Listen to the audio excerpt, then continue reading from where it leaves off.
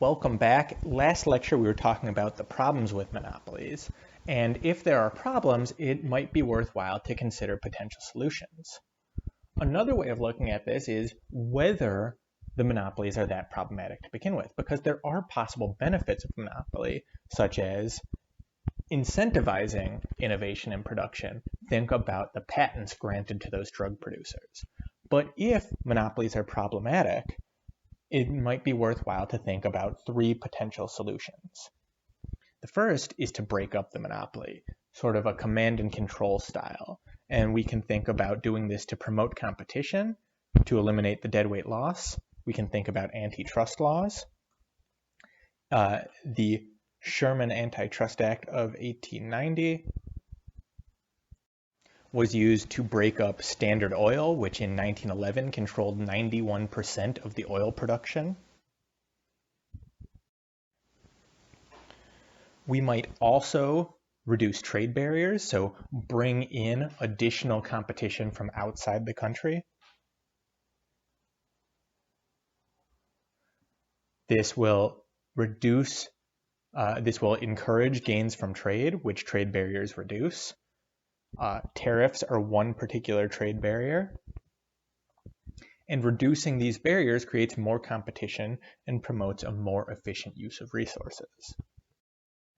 And finally, we might think of ways we can regulate markets. So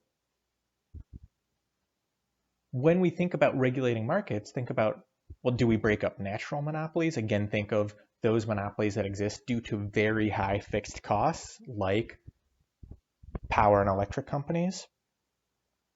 And natural monopolies are beneficial due to their monopolies of scale. So a single firm that can produce output at lower average total costs. Or we can regulate the markets by price controls. So if the government can set price such that it equals marginal cost, are we then producing at efficient output? Just to conclude this chapter and the semester, so congrats everyone, great job. Monopolies don't always earn economic profits because they're still subject to consumer demand. And while competitive markets typically maximize social welfare, monopolies cause deadweight loss. And that's because they're producing less than efficient outcome.